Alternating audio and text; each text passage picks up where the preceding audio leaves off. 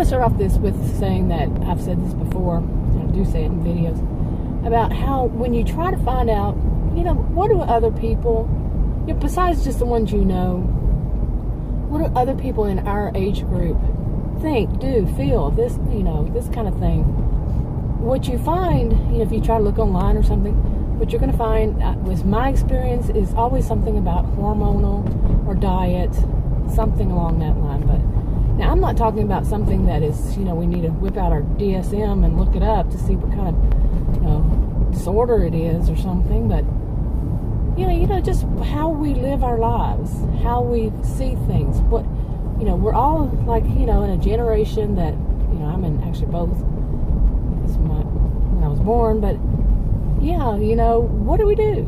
How do we think? How do we feel, on a regular basis, daily basis? Okay, and one of the things that's on my mind is like, how our work ethic, how we work, and maybe, something that we're doing for ourselves, not at a job, but for ourselves. Do you still find yourself, we went through, many of us, most of us, I'd say, the major downsizing time, and the employers thought they could get rid of 5 people and have us, 4 or 5 people, and have us do all that work kind of thing.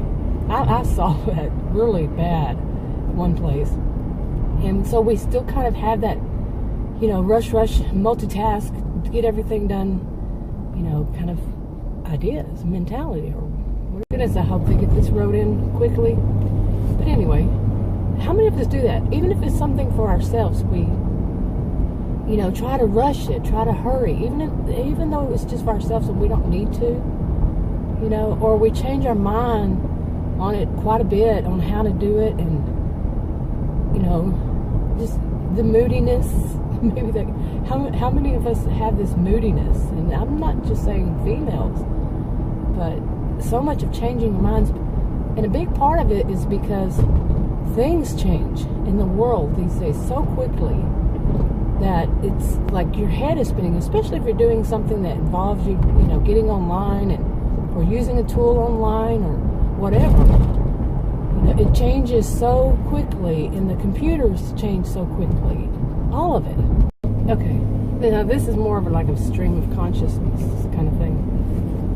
But I was really thinking, about, how things change so much. But lately, I've done videos about this, that, you get started on something, and it all changes, and it's supposed to be, all these changes are supposed to be for our good.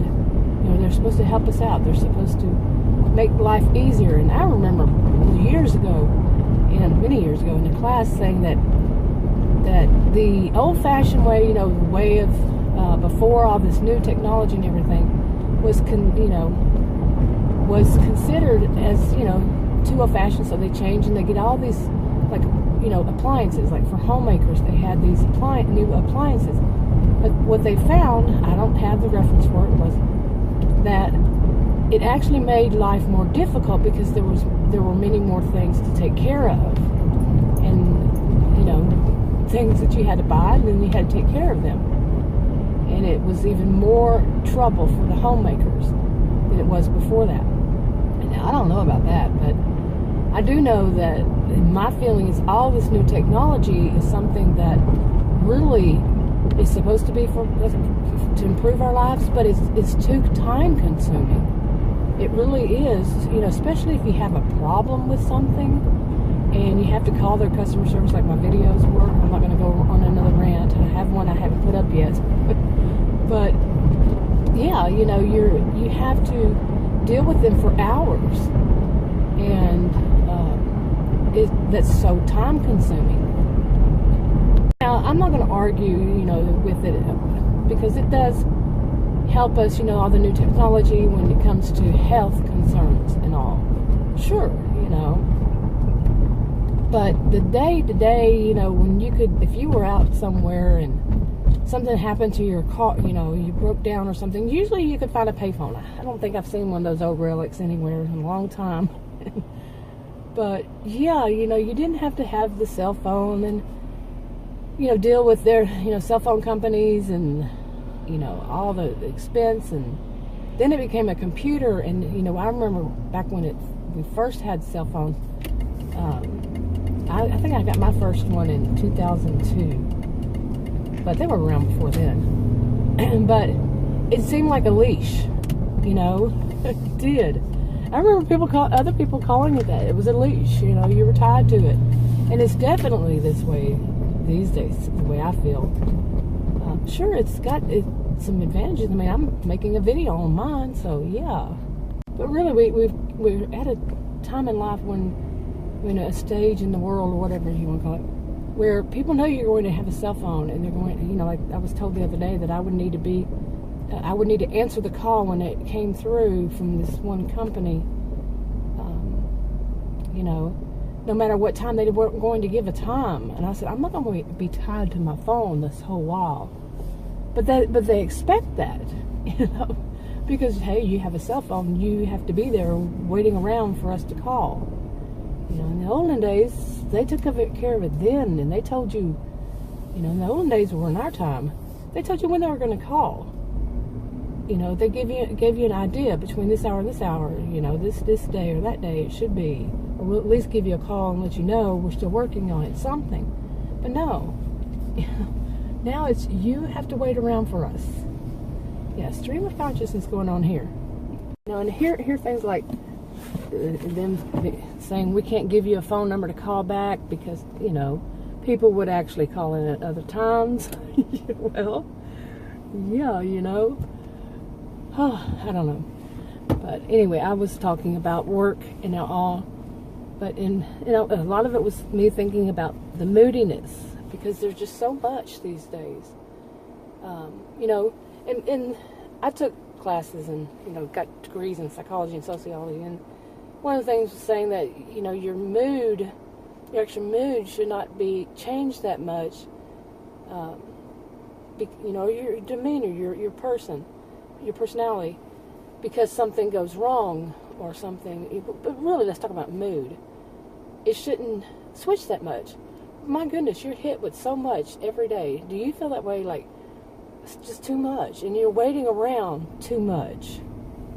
Okay, I don't know if that one's saved, but yeah, I was talking about, your moodiness from waiting around for so many things. And it made me think of this the other day. I was thinking, how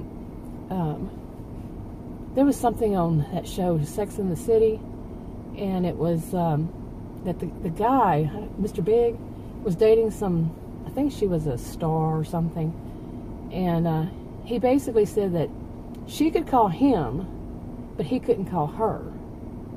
And I went through a stage in my life of that. Oh my goodness. And the people that did that to me back then, I don't associate with anymore at all. No. I went through too much that, but that's how it is these days, as I see it, with any kind of business. Like, I called my doctor's office yesterday.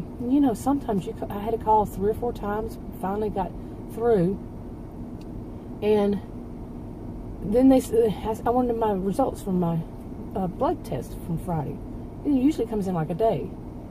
And she put me on hold, of course, for a while. She came back and she said, the doctor hasn't signed off on it. I can't give you that. We'll have to call you sometime tomorrow.